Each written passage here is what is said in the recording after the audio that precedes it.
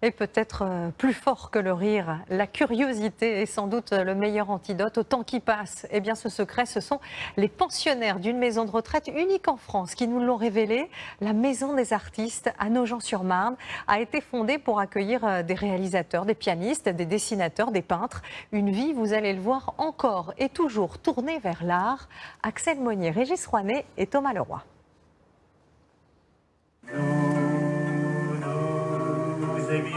Les chaises sont encore bien éloignées. Première sortie depuis 3 mois. Un premier concert, retour timide à la vie et à l'art. Car à la maison de retraite des artistes, les résidents ont l'habitude d'être stimulés. Dans les couloirs encore vides, nous sommes allés demander à 2 pensionnaires, dans le respect des règles sanitaires, comment elles avaient vécu le confinement. Ça va quoi? Contente de vous voir. Ça vous plombe. Mais vous avez quand même un peu dessiné. Oui, un petit peu, l'habitude, quoi. Interdit de sortir, c'est insupportable. Comment vous avez vécu? En écrivant, en lisant beaucoup. Et si le confinement a été encore plus pénible ici qu'ailleurs, c'est que nos artistes ont l'habitude de vivre leur passion à fond. Comme nous l'avions constaté lors de notre premier tournage en février.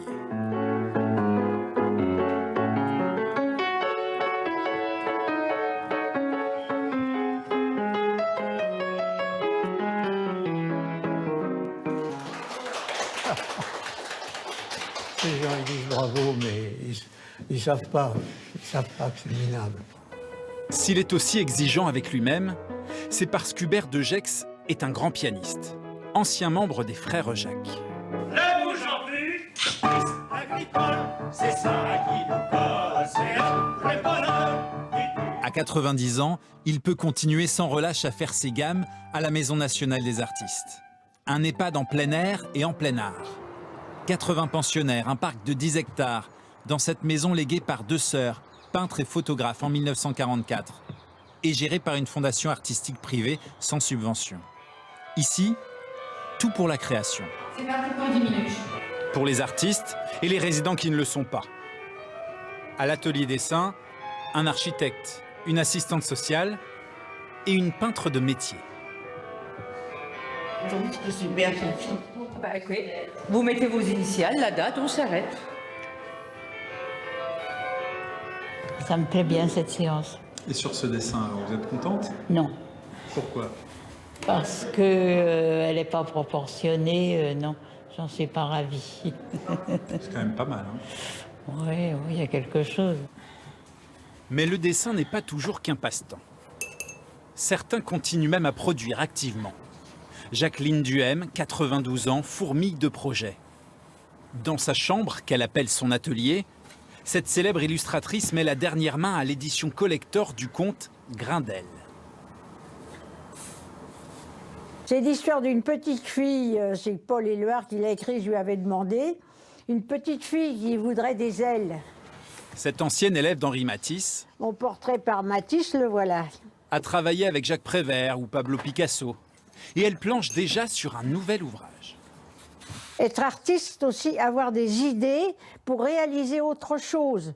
Parce qu'on ne peut plus tellement travailler des mains, c'est plus difficile, on a des difficultés des doigts. Et je crois que c'est ça, il y a une inventivité. En fait, c'est un besoin de créativité. Et j'ai vu Matisse jusqu'au bout, il a créé, il travaillait, et ça c'était merveilleux. Ça vous inspire, vous voulez faire comme lui? Ah ben, je trouve que c'est une bonne école. Il faut faire pareil. Continuez. Tant qu'on peut. Tout le temps. Tant que je peux, oui. Puisque derrière ce mur, on a le parc, et au fond du parc, on a la Marne. 2 450 € par mois et beaucoup d'activités, quelques sorties accompagnées de leurs animatrices. Je préfère les aquarelles, là, quand il sera... Vous préférez les aquarelles? Oui, je trouve que c'est beaucoup plus rigolo. Les résidents ne sont pas des visiteurs lambda, mais des experts à l'œil aiguisé. On peut inventer. Moi, j'ai le béguin pour cette peinture-là. On peut énormément. C'est une évasion. Je trouve que quand on arrive à un certain âge, où il y a des tas de choses qu'on ne peut plus faire, on a ce plaisir des yeux qui vous fait rêver. Cette passionnée est l'une des 7 résidents atteints par le coronavirus et disparue depuis notre passage. Les souvenirs des anciens pensionnaires sont partout, sur des tableaux, dans leurs œuvres, les couloirs à leur nom. Tout respire la culture ici, même les goûters d'anniversaire. C'est pour vous. Comme ils pouvaient encore les célébrer en février. Avec pour cadeau Madame la maire. Merci, merci. des livres d'art, évidemment. Ah, Idéal pour cette dessinatrice de 94 ans. c'est un peintre flamand. Illustratrice des contes pour enfants du Père Castor. Je me sens beaucoup d'affinité avec cet homme. L'établissement rend aussi hommage au travail de ses résidents avec des expositions à domicile. Comment vous définiriez votre œuvre? Elle est faite de briques et de broc. Elle est insolente. À l'honneur actuellement, Lise Desramont-Follin, réalisatrice aux 400 documentaires. J'emporte la machine, comme ça je travaillerai ailleurs. Une grande pro qui a encore l'œil et qui s'inquiète de l'avancement de notre reportage. C'est pas excellent. Hein. Ce personnage haut en couleur porte toujours un chapeau d'été et des paillettes pour sa petite fille, dit-elle.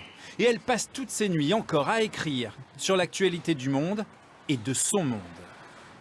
Je suis en train d'écrire le gériatric blues. C'est pas triste. S'inspirer d'ici? Quoi? Gériatric blues. Vous l'avez le blues ici? Ouais. Ouais, mais je le planque.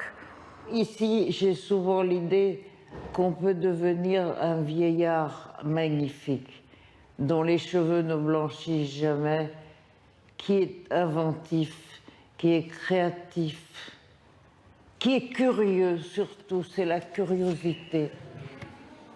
Mais l'établissement ne mise pas que sur le passé. Un petit bébé qui rit. Bébé qui rit. Sur la transmission aussi. Exemple avec les enfants de la crèche voisine. Mignonne comme tout. Ou avec ce plasticien, en résidence artistique ici pour 1 an et qui y développera un projet avec les volontaires. Vous voulez venir au concert? C'est un concert de piano. La maison des artistes reste un EHPAD. Avec son lot de souffrances, de solitude, encore plus depuis le confinement.